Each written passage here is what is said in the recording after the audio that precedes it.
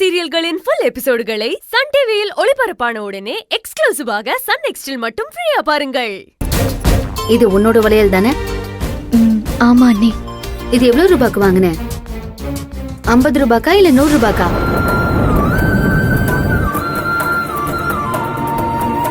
சொல்லு. இது கவரிங் நகை தானே? இது தங்க நகை மாதிரி போட்டுக்கிட்டு எல்லாரும் வீட்டுல ஏமாத்திக்கிட்டு இருக்க.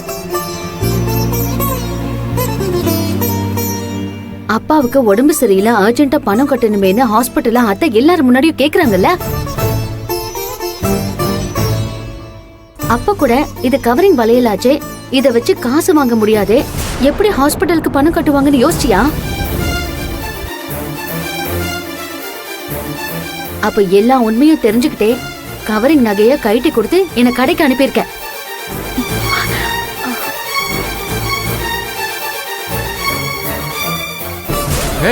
என்ன என்ன முறைச்சு முறைச்சு பார்த்துட்டு இருக்க? அதான் அண்ணி கேக்குறாங்கல்ல, பதில் சொல்லு. ஏன் அப்படி போய் சொன்ன? அதான் உன் அண்ணன் கேக்குறாருல, பதில் சொல்லு. இப்பதானே நீ காலேஜ் முடிச்சிட்டு கோச்சிங் கிளாஸ் போக ஆரம்பிச்சிருக்க. உனக்கு அப்படி என்ன செலவு? கையில போட்டிருக்கிற வலையில அடகு வச்சிருக்கியா இல்ல வித்துட்டியா? பதில் சொல்லு திவ்யா. அது வந்து நீ என்ன வந்து போய்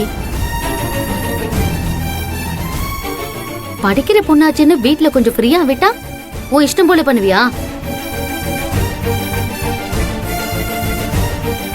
ஒருவேளை இந்த விஷயம் அத்தைக்கு தெரிஞ்சா அவங்க எவ்வளவு வருத்தப்படுவாங்க தெரியுமா? ஐயோ அண்ணி, இந்த பயம் இருக்குல்ல, அப்ப சொல்லு, அந்த வலையில என்ன பண்ண?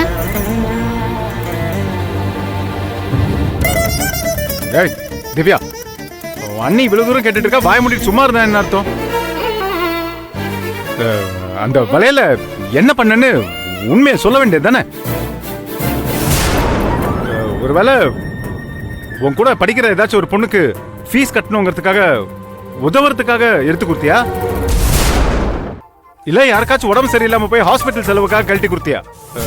எது உண்மையோ அத டக்குன்னு சொல்லு. அண்ணி இங்க பாரு திவ்யா, நீ சொல்ற வரைக்கும் நான் உன்னை விட போறது இல்ல. எனக்கு உண்மை தெரிஞ்சாகணும். அந்த வலையில நீ என்ன பண்ண? என் ஃப்ரெண்டு ஒருத்திக்கு காலேஜ் ஃபீஸ் கட்ட முடியலன்னு அடகு வைக்க கொடுத்துருக்கேன் அண்ணி. அவ சீக்கிரம் கொடுத்துறேன்னு சொல்லிருக்கா. அது எப்படி இவ்வளவு பெரிய விஷயத்த வீட்டுல எங்க யார்கிட்டயும் கேட்காம பண்ணுவ?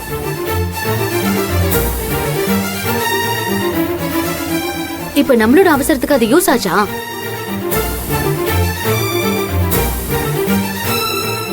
நீ யாருக்கு கொடுத்தியோ எதுக்கு கொடுத்தியோன்னு எனக்கு தெரியாது. இப்ப கூட நீ தங்கி தங்கி பேசுறத பார்த்தா நீ பொய் சொல்றன்னு நல்லாவே தெரியுது. இப்படி பொய் சொல்றதெல்லாம் தப்பு திவ்யா, அத புரிஞ்சுக்கோ. முதல்ல அப்பா அம்மா கிட்ட சொல்ல பயந்தா ஓகே. இவரு உங்ககிட்ட ஃப்ரெண்டு மாதிரி தானே பழகுறாரு, இவர்கிட்ட உண்மையை சொல்ல வேண்டியதானே? இவரு மேல எவ்வளவு நம்பிக்கை வச்சிருக்காரு, அந்த நம்பிக்கை எல்லாத்தையும் தூக்கி குப்பையில போட்டிருக்க. எவ்வளவு சீக்கிரம் முடியுமோ அவ்வளவு சீக்கிரம் நீ கொடுத்தவங்க கிட்ட வலையில வாங்கு. நான் வரேங்க.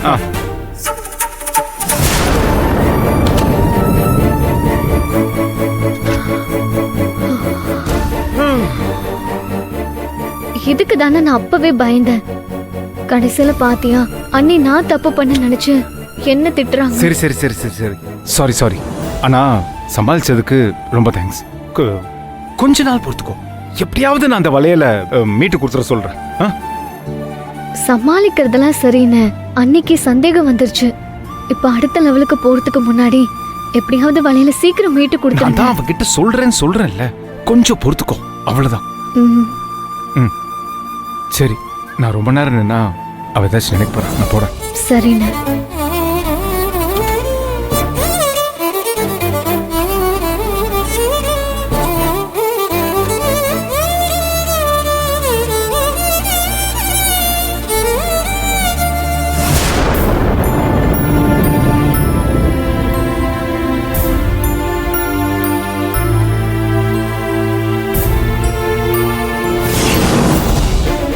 வாங்கண்ணா. மகா, மாமாக்கு இப்ப எப்படிமா இருக்கு?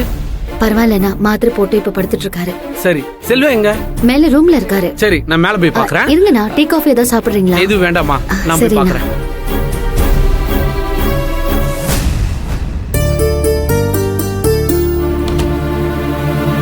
டேய் செல்வம், வாடா.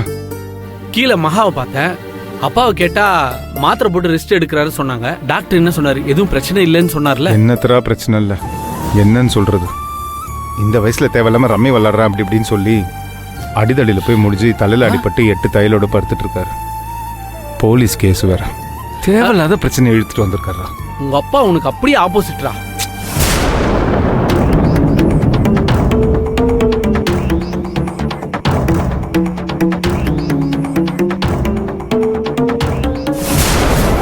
என்னடா சொல்ற? இவ்வளவு நேரம் என்ன சொன்னோம்னா அதேதான். திவ்யா கையில இருக்கிறது கவரிங் நகைங்கிறது மகாக்கு தெரிஞ்சு போச்சு. ஐயோ, அவளை கூப்பிட்டு லெஃப்ட் ரைட்டு வாங்கிட்டா. நல்ல காலம் திவ்யா எதுவும் சொல்லலை, அப்படி இப்படின்னு ஏதோ ஒன்று சொல்லி சமாளிச்சிட்டான்.